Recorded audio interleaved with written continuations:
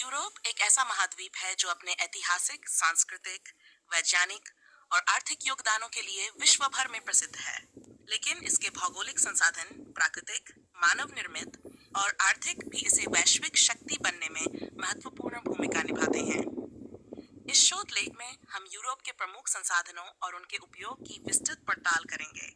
इसमें खनिज, जल, कृषि, मानव संसाधन, औद्योगिक और ऊर्जा संसाधनों पर गहन चर्चा की जाएगी। साथ ही इनके सतत विकास के लिए उठाए गए कदमों को भी उजागर किया जाएगा।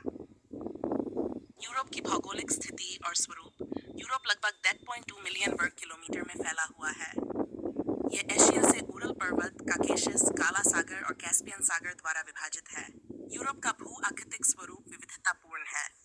पर्वतों जैसे आल्प्स, पठारों, नदी घाटियों और समुद्री तटों का मिश्रण। 2. प्राकृतिक संसाधन। खनिज संसाधन। कोयला। जर्मनी, पोलैंड, ब्रिटेन और यूक्रेन में प्रचुर मात्रा में। लॉ-अयस्क, स्वीडन, किर्बना क्षेत्र, फ्रांस और यूक्रेन में बड़े भंडार। बॉक्साइट, तांबा और जस्ता, हंगरी, रोमानिया, बुल्गारिया में उपलब्ध। तेल और प्राकृतिक गैस। उत्तरी सागर में तेल और गैस के भंडार हैं। जल संसाधन। प्रमुख नदियां डैन्यूब, राइन, वोल्गा, सेवर्न और themes. Hydro power. Switzerland, Norway में जल विद्युत परियोजनाएं। जल यातायात और व्यापार के लिए नदियां सहायक हैं। वन और जैव विविधता। यूरोप का लगभग 30% भाग वनों से आच्छादित है, विशेष रूप से स्कैंडिनेविया में। बायोडायवर्सिटी संरक्षण के लिए नेचुरा 2000 नेटवर्क। कृषि संसाधन और भूमि उपयोग। कृषि योग्य भूमि। यूरोप में लगभग 30% भूमि कृषि के योग्य है। पश्चिमी और मध्य यूरोप में गेहूं, जौ, ओट्स, आलू के सागरीय क्षेत्र इटली, स्पेन, ग्रीस में जैतून, अंगूर, खट्टे फल। डेयरी और पशुपालन। नीदरलैंड्स, डेनमार्क, फ्रांस में डेयरी प्रमुख व्यवसाय। ऊन उत्पादन। ब्रिटेन और ऑस्ट्रिया में भेड़ पालन। कृषि में तकनीकी उपयोग। ट्रैक्टर, ड्रोन, स्मार्ट सिंचाई, सॉयल टेस्टिंग, सभी आधुनिक तकनीकों का उपयोग।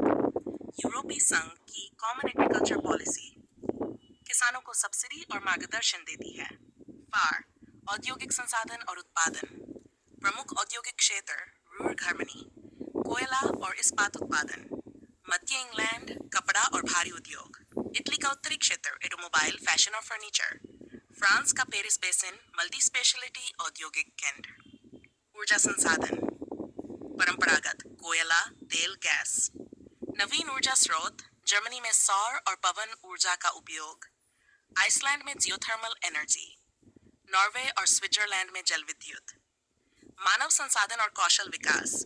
यूरोप का मानव संसाधन विश्व के सबसे शिक्षित और कुशल श्रमिकों में गिना जाता है।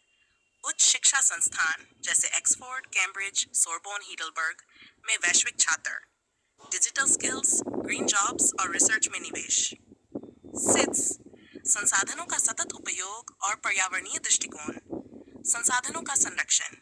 ईयू का ग्रीन डील लक्ष्य 205 तक कार्बन न्यूट्रल होना। पुनर्चक्रण नीति, अपशिष्ट प्रबंधन, पर्यावरणीय कानून सख्त। नवीकरणीय ऊर्जा में बढ़ोतरी। यूरोप में 2020 तक लगभग 40% ऊर्जा नवीकरणीय स्रोतों से आ रही है।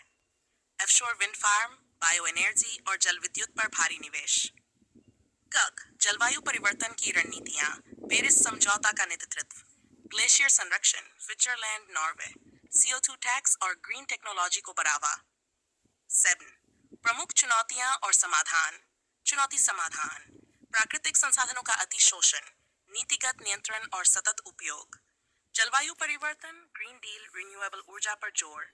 जनसंख्या वृद्धावस्था, प्रवासी श्रमिकों को अवसर, AI और ऑटोमेशन का उपयोग। कृषि में गिरता उत्पादन, जैविक खेती, तकनीकी निवेश। यूरोप के संसाधनों का वैश्विक प्रभाव। यूरोपीय देश तकनीकी, औद्योगिक और ऊर्जा निर्यातक हैं। EU वैश्विक पर्यावरण नीतियों को प्रभावित करता है।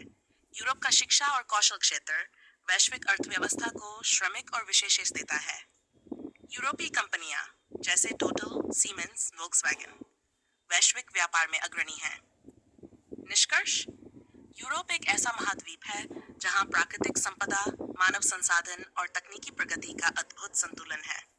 यहाँ के संसाधनों का उपयोग न केवल आर्थिक समृद्धि के लिए बल्कि वैश्विक सतत विकास के लिए भी एक प्रेरणा है। जलवायु परिवर्तन, पर्यावरणीय संकट और जनसंख्या चुनौतियों के बावजूद यूरोप नवाचार, नीति और सहयोग के माध्यम से संसाधनों का संरक्षण कर रहा है। भारत सहित विश्व के अन्य क्षेत्रों के लिए यूरोपीय मॉडल अनुकरणीय बन सकता है, विशेष रूप से सतत विकास और पर्यावरणीय संतुलन के क्षेत्र